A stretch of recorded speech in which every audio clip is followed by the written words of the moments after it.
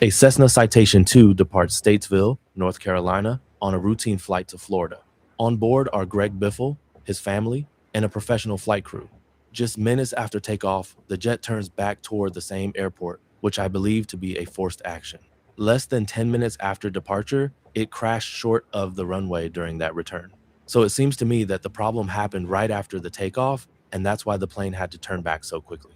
Here's what we know so far. This is William, and welcome to Black Box Analyst.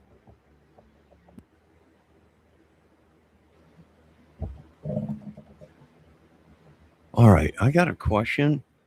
Uh, why does it look like when you look at the footage of Greg Biffle's jet crash, it looks like it fell right out of the sky and landed on the ground like pancake, right? But in the footage, the new footage out, you can obviously see that it exploded and just much like that jet, that UPS jet.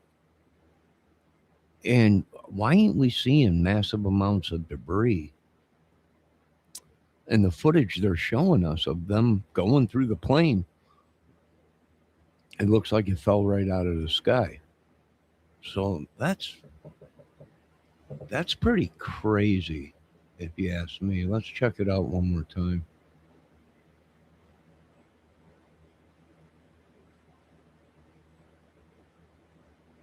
For the same airport, which I believe to be a forced action. Less than 10 minutes after departure, it crashed. Now look at that. You can see that when it comes into frame, it's already on fire and burning. But why ain't we seeing massive destruction of the plane? And the plane we're seeing in the footage, everything's there, and it looks like it pancaked right out of the sky and burned right where it sat. So very interesting. How did it stay together to come to a stop perfectly intact and just melt down? That's very interesting. Hmm.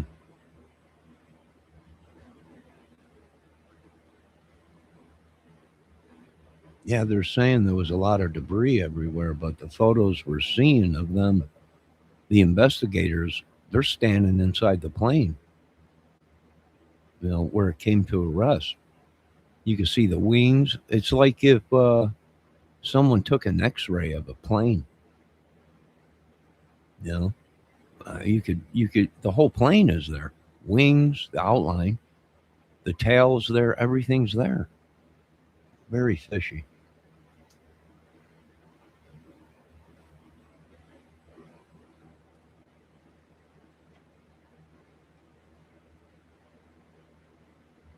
Huh. Very fishy.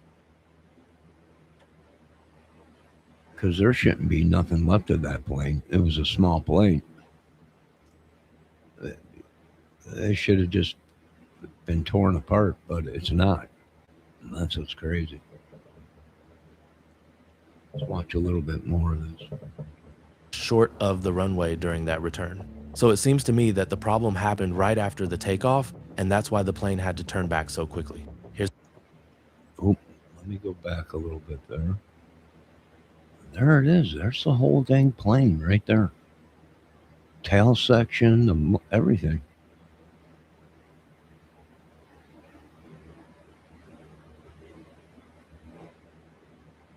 Hmm. The whole dang plane is intact. Wings, everything. That's very interesting. That thing should have been in pieces. Hmm.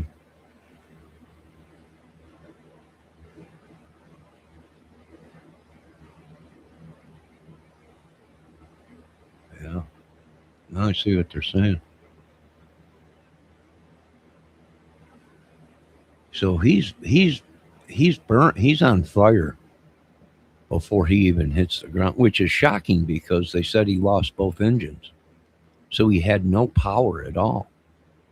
So how come he's on fire when he comes into view from the footage.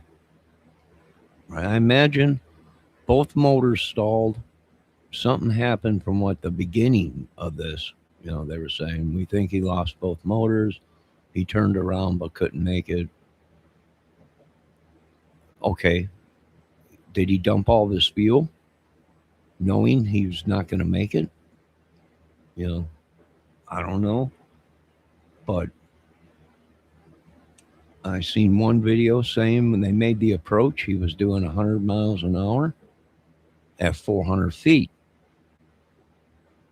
dropping dramatically. In the photo I seen of a pilot that was talking about it, and he made a couple turns, right? So he's gliding in, and he knows he's going to make an emergency landing. Did he dump the fuel? Obvious not, because he came in hotter than a potato, right? And you see it coming through the video. He's on fire, but the plane lands intact. That's what I don't understand.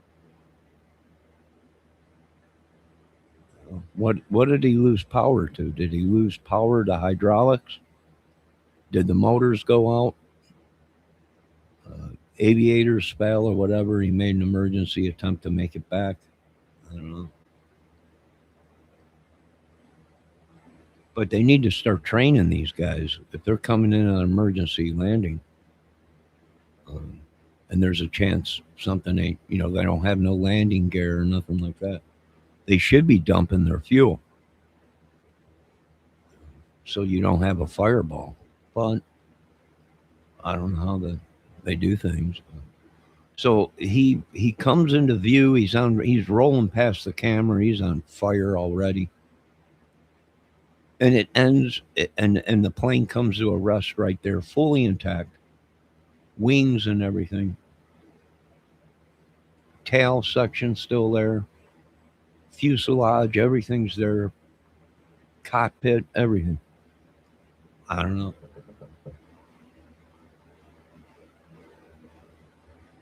Had to turn back so quickly. Here's what we know so far. This is William, and welcome to Black Box Analyst. Folks, I posted Black Box. The aircraft involved was a Cessna 550 Citation II, an early model built in 1981. This is a light business jet that's been flying for decades and is well understood by pilots and investigators alike. It's designed for IFR operations, capable of flying stabilized instrument approaches, and generally performs well in a wide range of conditions when operated normally. From a technical standpoint, there's nothing unusual or experimental about this airplane. On board were two pilots, along with Greg Biffle, his wife, and their children. At this point, there's no indication that Greg Biffle was acting as a pilot on this flight. Everything we know suggests this was a professionally crewed operation. That matters because it frames how we think about training, procedures, and cockpit workload later on. The planned flight was from Statesville, North Carolina, down to the Sarasota-Bradenton area in Florida, a distance of roughly 508 nautical miles. This wasn't a short local flight. It was a longer cross-country trip, and one that the Citation II is more than capable of handling. Statesville Regional Airport itself is a non-towered airport with a 7,000-foot runway.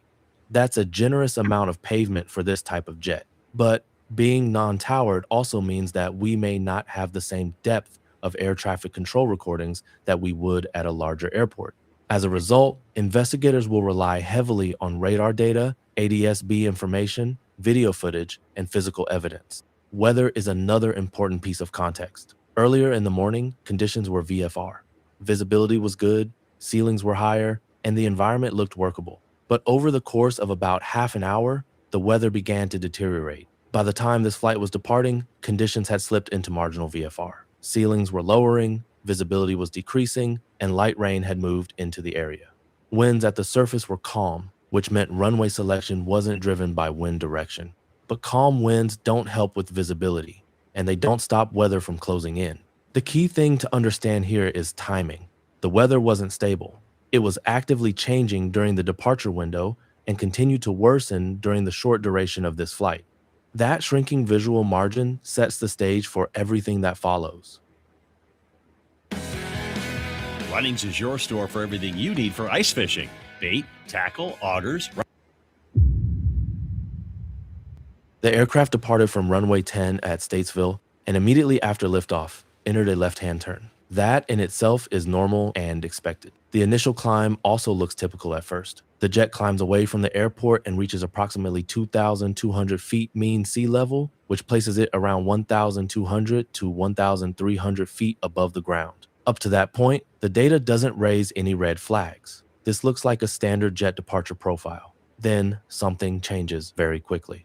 Instead of continuing to climb, the aircraft begins descending, and not gradually. The data shows it dropping down to roughly 600 feet above ground level, which is a significant loss of altitude so soon after takeoff. That's an important moment in the sequence because it marks the point where the flight profile diverges from what we would normally expect. All right. So he's only at 600 feet. When he took off, he was climbing. And all of a sudden, he's making a descent. And what does that show? I don't know, loss of power or something? Because I do believe before he makes his turn, uh, he's down to 160, 152. So, and he's at high. Well, he's probably have after he comes out of that turn there, you can see he's 200 feet off of the ground, 192 feet off of the ground. Uh, he's losing. He's something's wrong with the plane.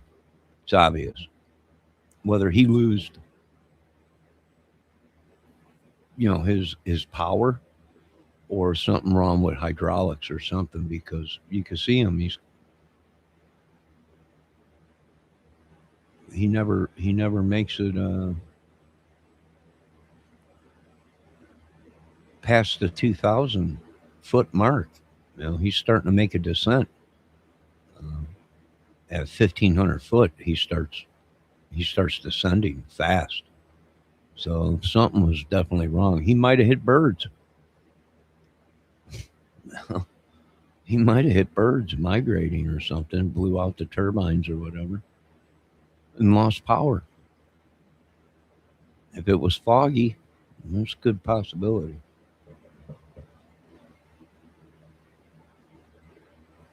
At this stage, the data does not tell us why that descent happened. This could reflect an intentional maneuver, an attempt to remain below weather, or a response to some developing situation on board. The key thing is that the aircraft is now operating at low altitude, close to the ground, and still near the airport. From there, the vertical profile becomes increasingly erratic. Instead of settling into a controlled climb or leveling off, the aircraft enters a pattern of rapid climbs followed by rapid descents. These aren't minor corrections. The recorded climb rates exceed 4,500 feet per minute and, at times, approach 6,600 feet per minute. Shortly afterward, those climbs are followed by descents nearing 5,000 feet per minute. To put that into perspective, these are aggressive vertical movements for any phase of flight, especially this close to the ground. Even allowing for the limitations of ADS-B data, the magnitude and frequency of these changes matter. They show that the aircraft is not in a steady energy state.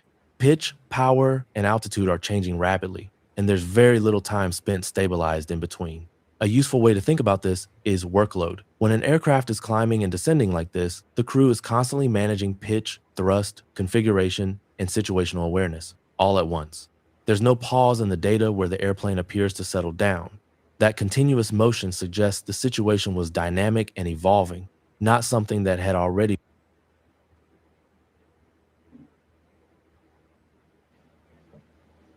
Well, if he lost power, say these two turbines back here blow out, right? He hits a flock of birds or something. He loses power. Now it's showing that he's going up and down, up and down. And if he's gliding, he might be pulling up on the nose, trying to get the plane to climb so he can get some more speed. And then he nosedives, right? To pick up speed. So it's possible. We'll have to wait for the black box, of course. But it's obvious something happened because he was on his way to perfect flight, uh, taking off. He was starting to climb up to he was at 1,500 feet, and after 1,500 feet, dramatically, he starts dropping airspeed and coming down. So something happened. Maybe I don't know. Was there any oxygen bottles or anything like that on the plane? Uh, I don't know. Maybe bad. Something blew out. Maybe the motor just blew out. Maybe something. But I think that's why they're seeing that up and down, up and down, up and down when he's trying to make it back to the airport is because he don't have power and he's trying to climb so he can get speed when he comes back down to get up airspeed so he can go up, come down. Maybe, maybe it's not a very big plane. Been brought under control. During this period of vertical instability, the aircraft turns back toward Statesville. That turn is an important decision point. It tells us that whatever was happening, the crew had determined that continuing toward Florida was no longer the best option. The priority has shifted to getting the aircraft back on the ground. As the aircraft turns back, it climbs again, reaching approximately 4,000 to 4,500 feet mean sea level. That ends up being the highest altitude achieved during the entire flight. But what stands out is how brief that climb is. The aircraft does not remain at that altitude for long. There is no extended level segment, no clear point where the climb stops and the situation stabilizes. We also don't see evidence of the aircraft creating space, either vertically or horizontally from the airport. There's no holding pattern, no wide racetrack maneuver, and no prolonged period away from the runway environment. The flight remains compact, staying close to the airport while continuing to change altitude. Taken together, the data paints a picture of a flight that never quite finds equilibrium. From the first unexpected descent onward, the aircraft is in almost constant vertical motion. The return toward the airport happens quickly, and the transition from departure to approach begins without much separation in time, distance, or altitude. This compressed sequence is important because it helps explain how quickly the situation progressed. From takeoff to return, and from return to approach, there is very little room in the data where the aircraft appears fully stabilized. Everything happens fast, and that sets the stage for what comes next.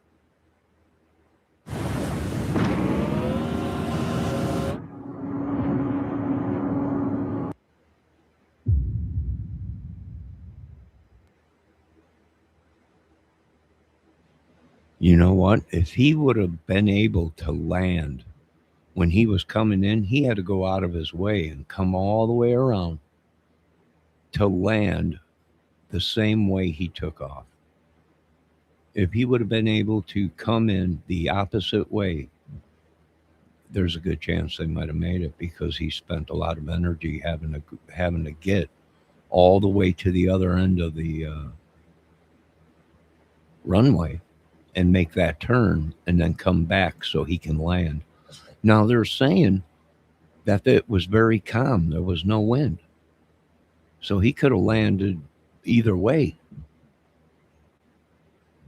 Maybe, I don't know.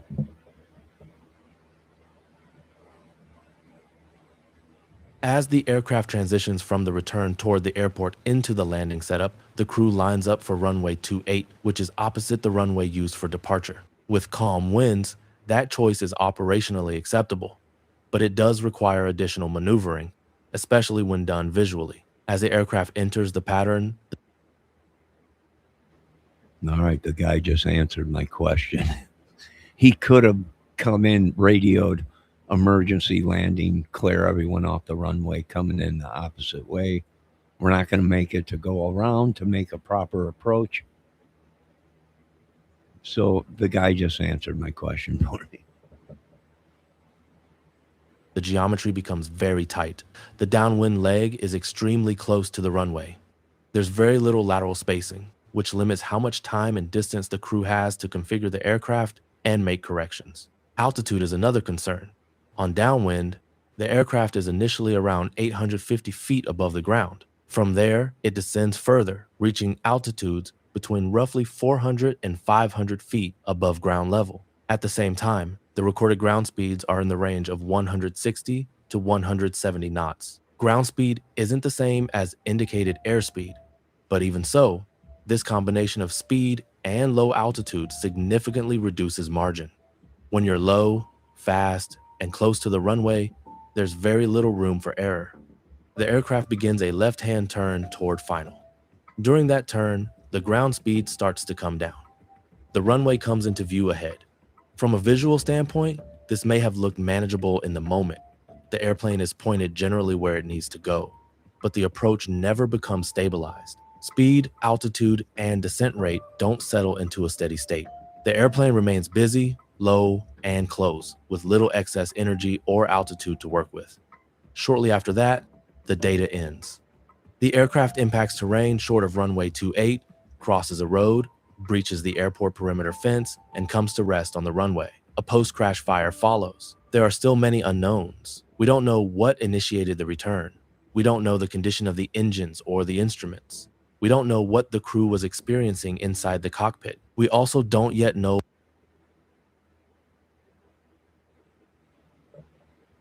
Wow. There's the whole dang plane right there. So, are you telling me it hit way before the runway, goes over a road, telephone poles, lines, whatever, trees? Because somebody is questioning about the trees that are around the runway, and they're saying that airport is built up a little bit, so the trees shouldn't have been a problem. But how did the dang plane stay intact? Going through a fence, going through over a road, yada yada yada with whatever. I don't know.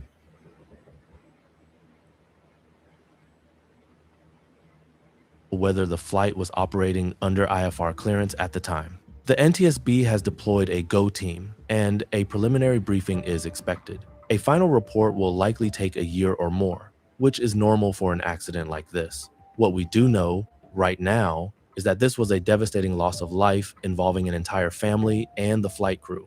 Behind every data point and every track line are real people who didn't make it home. At this stage, the most responsible thing we can do is stay anchored to the evidence, respect what we don't yet know, and allow the investigation to unfold. This was a heartbreaking loss of life, and my thoughts remain with the families and friends of everyone on board. Thank you for watching, and I'll keep you posted as the investigation.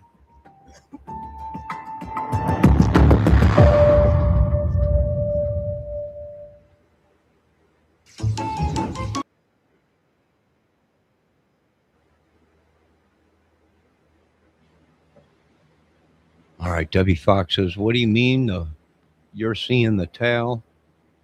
What do you mean it's missing all kinds of stuff?" I don't think it was, Deb, because you can see when you're looking above with the drones the footage they put out this morning. You can see the investigators walking through the plane, and you can see the perfect outline of a plane, the wings, uh, the fuselage, and all that. Most of it melted away. It just melted away. The only thing left was the cockpit area and the tail section. So something happened in between the cockpit and the tail section. I don't know. Probably it burned because it was loaded with fuel, but he should have dumped his fuel. He should have dumped his fuel.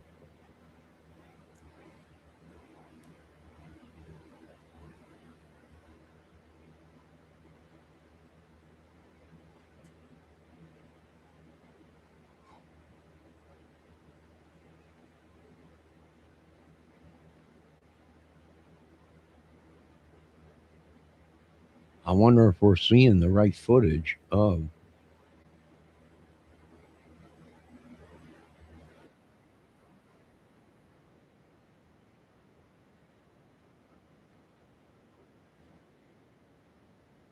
.550 plane crashed while attempting to Breaking news, a private jet has crashed in North Carolina, and the local sheriff says several people have been killed. What we do know is that a Cessna C-550 plane crashed while attempting to land at the Statesville Regional Airport. 7 people were killed, among them retired NASCAR driver Greg Biffle. Highly renowned NASCAR legend Greg Biffle and his family have been killed.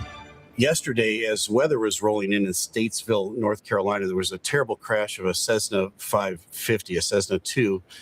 And on board were Greg Biffle, his wife, Christina, their 2 young children, Emma and Ryder, and 3 others. 7 perished in that terrible crash.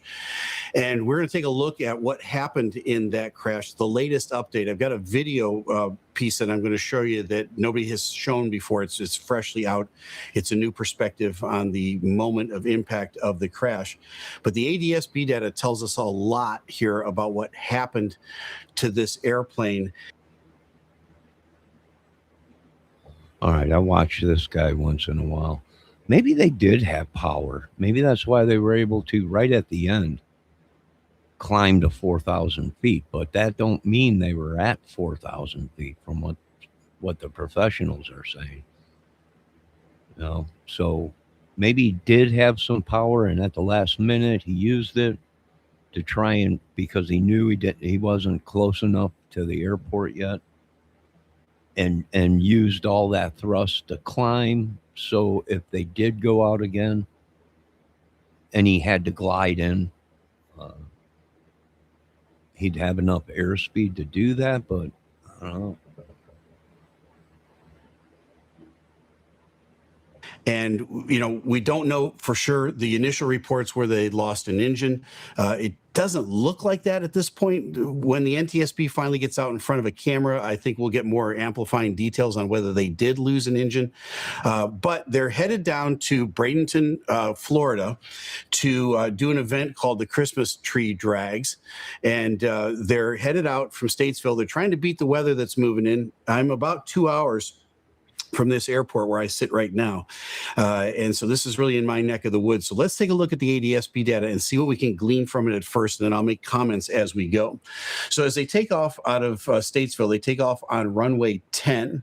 And as they depart, it looks like a completely normal departure. They start a left turnout, which is completely normal. Their airspeed increases to about 197 knots. They get up to about 1,200 feet above the ground in this left-hand turn. And this is typical of an airplane that is going to pick up an IFR clearance. So they're at Statesville. Statesville is an uncontrolled airfield, which means they don't have a control tower. They're not talking to anybody. Is it conceivable that they were going to fly all the way down to Florida on a VFR flight plan? I suppose they could, in theory. I don't think they were. They most likely are going to pick up an IFR flight plan. And the way that works in an uncontrolled field is you take off VFR, you stay clear of the clouds, and then somewhere around 1,000, 1,500 feet, you dial in the frequency for air traffic control. You tell them your location. They'll give you a squawk, and then you tell them you'd like to pick up your IFR flight plan. At that point, they will give you the IFR flight plan that you filed for, and they'll say you're cleared to Bradenton Airport via as filed, climb to this altitude, and now you're under radar contact. None of that takes place. They don't get to that point because something happens to this airplane that causes them to make almost an immediate turn back to the airport. The entire flight lasts just under 8 minutes. So everything is normal as they're climbing out. They get up to about 1,200 feet in this left-hand turn. That's about the time that you would begin to clean up the aircraft. What do I mean by clean up? You're starting to raise the flaps. So the gear is already up. It's been up for a while. As soon as you rotate it off that runway, they got the gear up. They climb out. They're accelerating normally. Everything is fine. They're bringing the flaps up, and at some point in that process, it looks like something happens to this airplane because it gets real squirrely. They continue that left-hand turn, but now they go back into a descent. Now, could the descent have been because they're trying to stay out of the clouds? Possible. I think given the timing of it all, it doesn't make a whole lot of sense, because if there's something going wrong, let's say they had lost an engine like the early news reports were saying. If you lose an engine, the airplane will fly just fine on one engine. At that point, you turn on the autopilot, you you just set a heading, you climb to a certain altitude, and you take care of shutting down the bad engine as you're in kind of a steady, slow climb headed on a heading, but you're letting the autopilot do all the work for you. It doesn't look to me like they ever turned the autopilot on this airplane. So they start that left turn. They get now going 180 degrees away from where they took off. So now they were heading, 100 on runway 10. Now they're heading 280 on their way back, parallel to the runway. They descend down. They get pretty low. They get down to about 700 feet above the ground. Given the weather conditions that day, they would be clear at that point to be able to see out in front of them. Again, on a Cessna 550, I don't know, IFR is no big deal, right? This is rated for one pilot or two pilots. We don't know if there were two pilots at the controls, and we don't know who was at the controls. If Greg Biffle was at the controls, it's his airplane. He owns the airplane. He's not a guy with 20,000 hours of experience on it, but he's a qualified pilot for sure.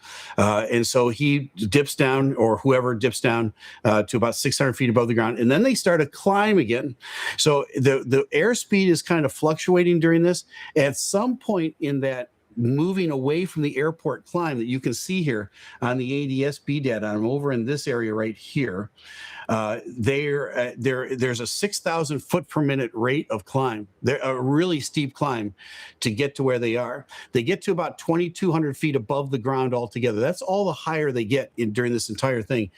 And then they start to turn back to the airport. So that tells me that something's wrong with this airplane. I kind of got that indication already when they started that descent. And they accelerate a little bit, and then they climb up again. And now they're turning back towards the airport. It's such an important thing, or such a dire thing, that they feel like they got to get back to the airport in a hurry. That's why I don't think it was just a single engine failure. Single engine failure, turn on the autopilot, climb out, call ATC, tell them you want an ILS approach someplace, get stabilized, get all your checklists done, and then get back into a nice steady state approach to a runway someplace, maybe back here at Statesville, maybe someplace else, maybe you go down to Charlotte, get this thing on the ground. But they're in a hurry to get back to the airport. So they get back to the airport. Again, when they start heading back towards the airport, they're kind of level for a while. According to the ADS-B data, the airspeed fluctuates a little bit in here. And then they start another steep descent. And that steep descent comes back as they get towards the airport. And at this point, I think they're most likely setting up to land on runway 10. As you can see, the flight path here gets real tight to the airport. And now, did they not break out and see runway 10 when they're flying visual flight rules still at this point?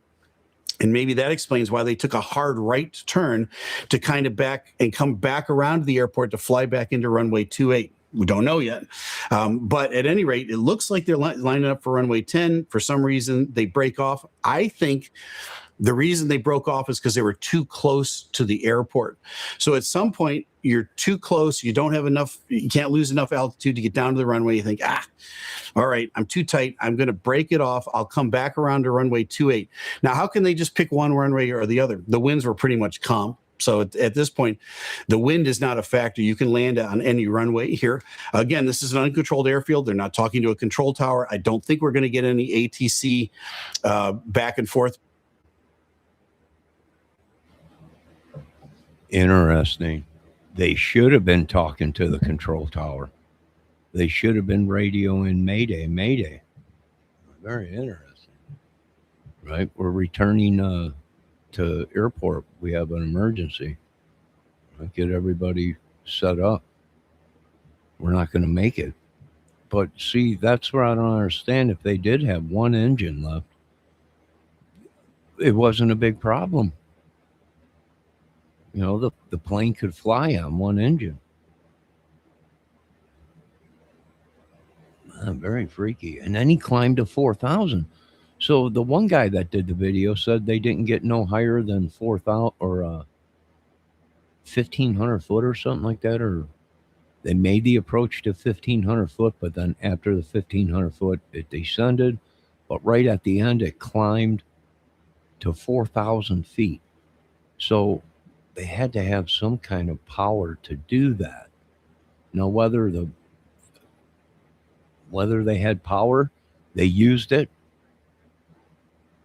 to get back, and they made that climb, and then the motors went out again and they descend. Don't know. Maybe they burnt out. They got them running again, gave it power to get to an altitude as they're coming up on the airport, and they burn out again. I don't know. Between this aircraft and anybody on the ground. They break it off. They descend really low. Now they get to be 400 feet above the ground, AGL, 400 AGL, as they're looking out off to the left to the runway. It's a little deceiving when you're that low, because when you're that low and you look out and you see the runway, it looks as though you've got enough downwind clearance to make a nice normal turn back to the airport. It doesn't. It's deceiving. Normally, you're at about 1,500 feet when you look out on that downwind and you see the runway, and you think if you were at 1,500 feet and as close as they are here to the runway, it would look like you're right on top of it. You'd be looking down going, oh, man, I got to get some distance here. I'm right on top of this runway. But the lower you are, it's deceiving. They start a casual right turn to the right. They get down to about 400 feet. Let's assume that they're trying to stay VFR the whole time and keep that runway in sight. You can do this. It's a little bit dangerous. Their airspeed starts to bleed off, and then they get into that moment of, oh man, I'm not as far away from the airport as I thought. You start to crank it over a little bit more because you really want to get this airplane on the ground. The more angle of bank you put in, the more dangerous it gets. There's lots of stories of airplanes that took off on one runway. They got into trouble. They tried to do a teardrop and come back to the opposite runway, but they simply didn't have enough airspeed and enough distance to be able to negotiate that. And they end up turning wide, missing the runway altogether. These guys looks like they're starting to overshoot the runway. Then they really start to crank it over. The last ADS-B data we have is they were at 106 knots. That's pretty slow. All right. They're coming in, they're looking for the airport, and we don't have any more data after that. They lose it. Let me show you the latest video here of. So they come in at 106 miles per hour. That's slow, right? That's not, well, it's fast. 100 miles an hour in a big jet is pretty fast, right? Because you got a lot of weight.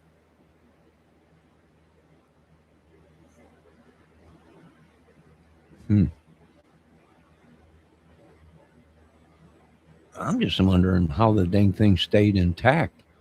Jumping over a road, breaking through the fence, and it comes to an abrupt halt right on the runway and just burns down right there where it sits, wings and all.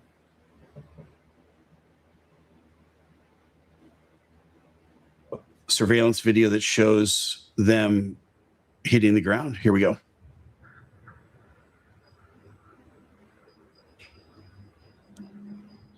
All right, that's hard to watch. They're at the airport. They're not at the runway. They end up at the end of this. The wreckage of the airplane actually ends up on the end of runway 28. They were that close to landing, but again, close is deceptive in a situation like this. They were probably trying to crank it over, and at some point the airplane loses control. They either stall or they didn't have enough controllability. If it was a control issue, flaps or ailerons or elevators, then it explains how the pilot was fighting this airplane the whole way around, the steep climbs, the steep descents, the loss of airspeed, the getting too close to the airport. If they had lost an engine, it doesn't, to me, explain all that much. I think more turning on the autopilot, getting this thing going. Why wouldn't they turn on the autopilot with a flight control issue? The autopilot might not stay connected. So some of this up and down and back and forth and leveling off and then descending again might explain how they're fighting with the autopilot, because the autopilot has to be within certain parameters for it to stay engaged.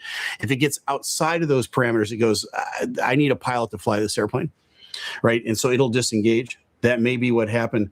Once they get the black box data, we'll know more clearly whether it was a flight control issue, whether it was an engine loss, whether it was a combination of both, how many pilots were. Ooh, he's right. Automatic pilot. He's right. It could have kicked in and then realized we're too close. We're landing, right? I need somebody to take over. The controls were all messed up and disengaged. They might have thought they were still on autopilot. I don't know if there's a warning signal to say autopilot disengaged. Maybe they tried to reconnect it again, and it reconnected, and boom, you got, it started flying the plane, giving the plane power. It could have been the whole autopilot system. Maybe.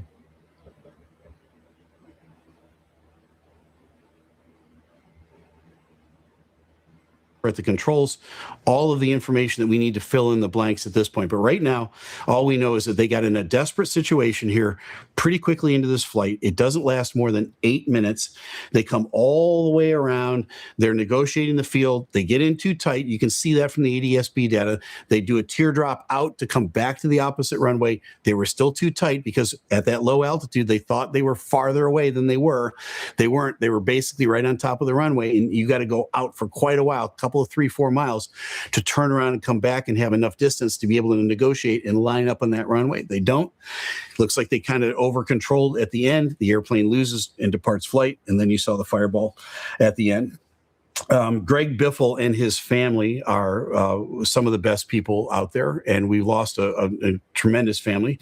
Not only was he a great NASCAR driver, but he was a philanthropist. He did a lot of work. He was on his way down to this Christmas tree drags.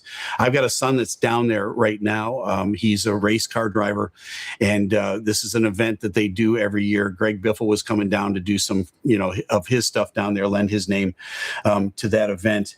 And it's just a shame that he didn't make it. He was really instrumental in the relief after Hurricane Helene. He's a helicopter pilot. He owns a helicopter. There's great videos out there of interviews done at the time with him and about all the lives he saved after Helene with his own personal helicopter on his own personal dime. They don't make them like this anymore. And this is a real tragedy. What a great guy and an awesome family. It's a shame that his children were on board as well. It's just a real tragedy. As we get more information and more data on this, we will share it with you. But those are the details right now about the short flight of this Cessna 550. And they came around, cranked it in, and then the airplane departed flight. And we don't know why. As we get more details, we'll come back and we'll update that. Well, now you know. I'm Captain Steve.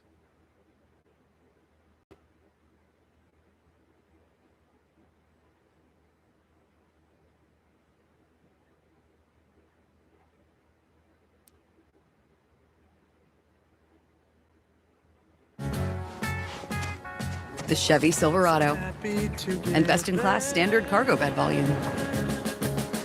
A final text that TNS read, "We're in trouble," but the NTSB confirms something totally different in their second media briefing in less than 24 hours. Let's dive into the Greg Biffle citation crash, what we know, latest updates on taking off.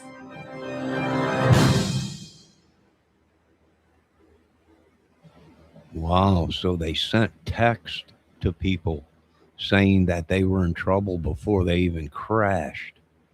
Interesting. Hold on. I got to take a bathroom break.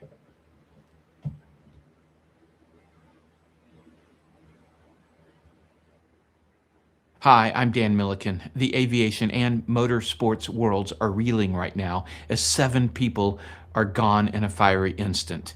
Everyone is wondering how this happened, and while we can't answer that question, we can give some updated facts and what we now know a day and a half later. First, the plane. It was a Cessna Citation II, also known as a Cessna 550, with the tail number November 257 Bravo Whiskey. The Citation II was originally manufactured in 1981 by the Textron Aviation Group, Cessna. The plane seats 8 people and crew members. It's a twin-engine jet with the Pratt & Whitney JT15D1 engine. The Citation 550 requires 2 pilots. There's been some confusion about this on social media. There are some Citations that are single pilot, but the 550 is a 2-pilot aircraft. Now, there are waivers a pilot can get for some aircraft for single pilot operations, but it does not look like anyone in this case had that. I'm sure the NTSB will look into all of that. On board the plane were 3 pilots, and we'll get to that in a moment.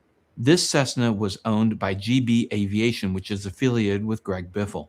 Some social media rumors mentioned that the plane had not flown for a long period of time, months and months, and that's incorrect. The plane was used regularly, with a flight in November, several in October, a bunch in September, and so on. Now,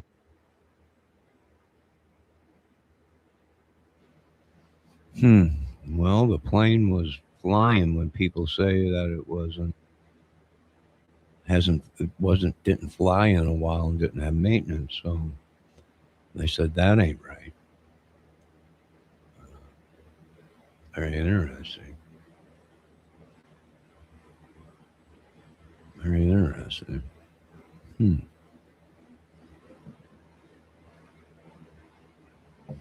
Oh, I see Miss Debbie Fox at a timeout Santa Claus.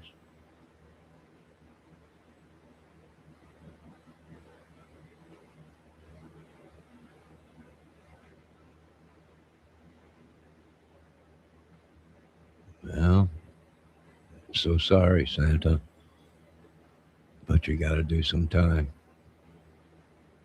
if you're going to drop a dime. No, let's get back to what let's look at the weather. The weather at the airport was marginal VFR. And for those non-pilots, flying falls into 2 sets of rules. Flying visually, where you as the pilot make all the decisions about where you want to fly, how high, and all that. Or the other set of rules is called IFR, Instrument Flight Rules. And you file a flight plan and are under the guidance of air traffic control. If you fly by VFR, you have to stay in visual conditions. And how far away from the clouds all depends on the airspace that you're currently in. IFR, you can fly through the clouds because you're under ATC control. Okay, so that's about the weather kind of rules that they have. The airport was Statesville Regional. It's an uncontrolled airport, meaning there is no tower or air traffic control at the field. All the pilots use a common radio frequency. And if you file an IFR flight plan and take off from an uncontrolled field, there's several different ways to do it. You can call Aha! There is no flight tower there. There is no radio. There's nothing. They had no way to let anybody know that they were in danger other than them phones. Why? Well, because they never made it to radar altitude, where the other radars from the big dog airports that have radar systems would pick them up. So they never made it to that point, so no one knew they were in deep crap, except for the people that they messaged that they were in trouble. Very interesting.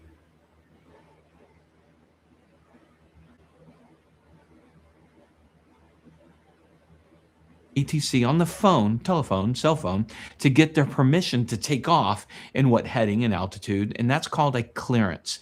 And you get a release time. You have to depart inside a certain window, or you have to call them back.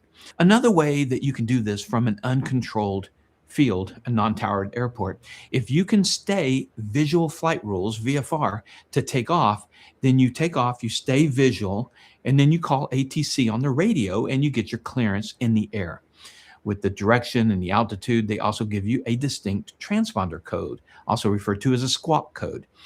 At Statesville Regional, when they were taking off, the weather was reported light rain, little or no winds, and a broken ceiling at 1,200 feet. Also, there was a line of weather approaching from the west, southwest, heading northeast, that the airport was right on the edge of at the time of departure. All right, let's talk about the flight. According to FlightAware, this plane was headed to Sarasota, Florida, after departing Statesville Regional. The citation took off at 10:05 from Statesville Airport, North Carolina, runway 10. We know that there was an IFR flight plan filed for the trip at an altitude of 32,000 feet, flight level 320. Here's another piece of data that hasn't been put out there yet. According to AirNav radar, the plane took off squawking 1200 VFR. According to this, they took off VFR with the plan to get their clearance in the air. After taking off at 10:06 a.m., something apparently went wrong, and the Cessna tried to turn back to the airport. Many media outlets are reporting an engine problem, but we have not yet been able to confirm that for sure. There's also been rampant speculation that a pitot tube cover may have been left on, or that a forward baggage door opened, luggage or debris came out and was ingested by an engine. But look, we don't know at this point. So all of that is just speculation. Something happened though. Being a dialysis technician, it's really hard on my body. Definitely the reason why my Initially, the plane reached 2,000 feet and stopped the climb. At 2,000 feet, you might think they were in the clouds since the ceiling was 1,200 feet broken, but that's AGL, above the ground.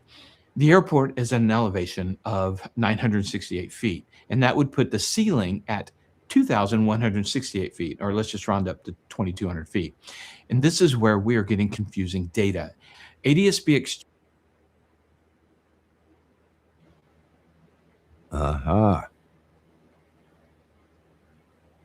The airport was built on a mound, making it higher to the altitude, which they, interesting. So did they know that? Did these people realize that maybe they were reading the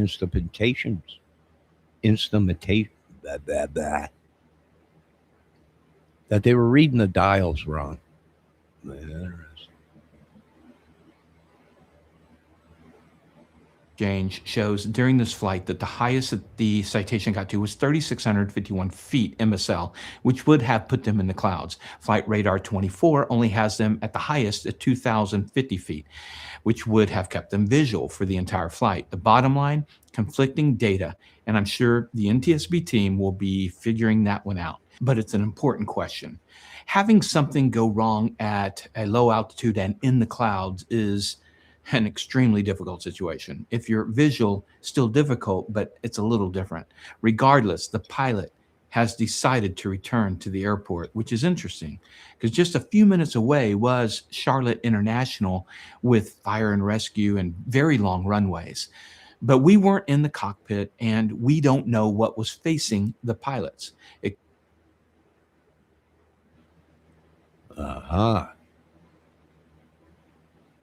Airport right there that they could have landed at. Very interesting. That did have a tower, and that's probably what they were going to pick up.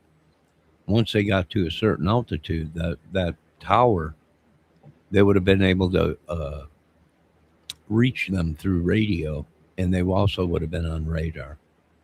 Very interesting. What's going on in chat? Oh, Santa Claus is mad. He got timed out, and his message got deleted.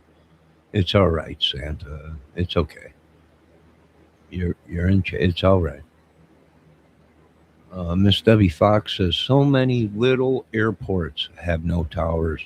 I know. You're exactly right. Charlotte is pretty big. The main airport. Well, they just didn't have what it took to make it there, or made the judgment to turn back and not go forward. Very interesting. And like this gentleman said, we won't know until the black box is gone through and everything. Three pilots on there. Now I'm wondering what kind of experience they had. Could have been a fire or something mechanical. Regardless, he made the choice to turn back to Statesville.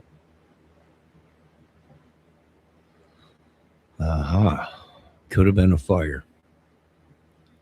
Well, it seems pretty crazy because if you look on the ground of the footage as they're going through it, the investigators, the only thing left is the cockpit and the tail section. The whole rest of the plane is melted down to nothing.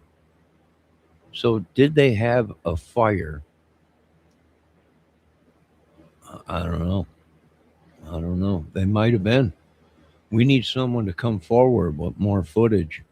They might have been on fire before they hit the ground. Don't know. Black box will tell that.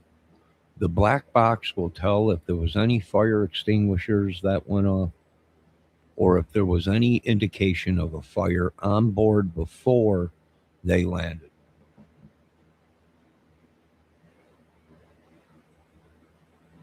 And as he made the return, the plane Two was pretty pilots, close three into with the Greg. runway in the downwind for That's runway what Bob said. 28, the opposite they took off from. So ADS-B data shows a very tight bank. And this is another thing that investigators will certainly look at. To be able to bank that aggressively as they turned around to make the runway, the pilot would have probably deployed full flaps. And then on one engine with full flaps, Citation could not maintain altitude. They clipped the trees and crashed in a fiery line short of the runway. So they clipped the trees. Looked like there was some big trees down. So how did this thing stay intact and make it to the ground? I have no idea. Let's back that up a little bit. Let's back this up a little bit. Holy crap. Look at it. It took the top of the tree. How did this thing stay intact? I have no idea because you can see the trees back here. They're clipped. The tops of them are taken off. Holy crap. This thing must have been on fire before it hit the ground. It surely was after they hit them trees. How did the wings stay on the thing is what gets me. All right, we're coming up on an hour. We're going to end this at an hour, which is a couple minutes away. You guys see that? Yeah, it looks like a perfect distance, wing to wing, from the end of the one wing to the other wing. It looks like there was a trail cut out of the tops of them trees or something. So how the heck did this dang thing stay together to even make it to the where it came to a rolling stop and then melted to, I have no idea.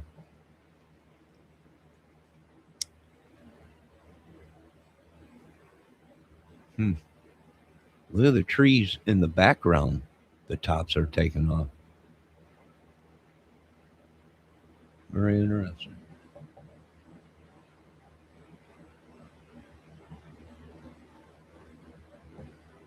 Yes, make sure you don't drink too much sauce. Santa Claus, you're driving this weekend or next week or whenever Christmas is.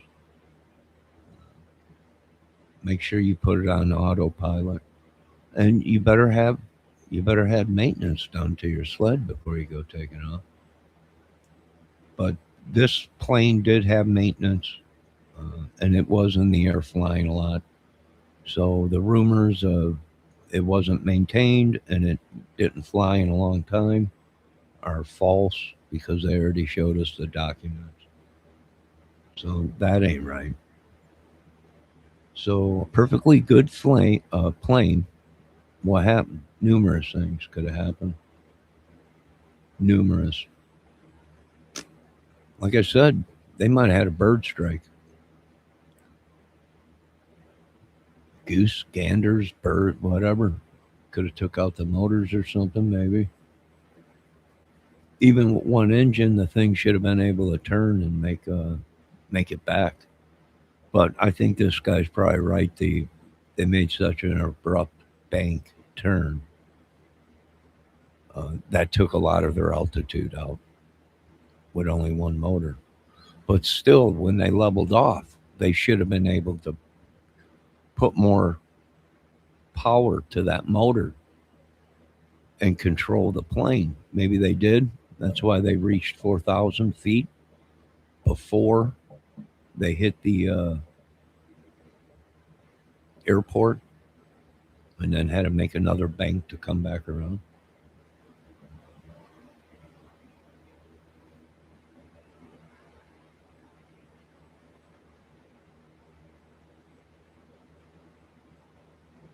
right, we're at 1 hour. We're going to end this. We'll come back to this discussion on this another video.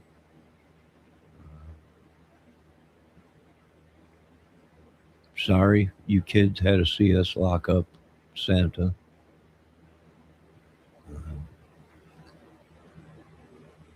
But I guess Debbie didn't like his comment. He got deleted. Sorry, Santa. Maybe next year you'll get something. Right? Say hello to Bubba while you were in the lockup. We'll call Mrs. Claus to send you bail. Good God Almighty. We'll send the Bumble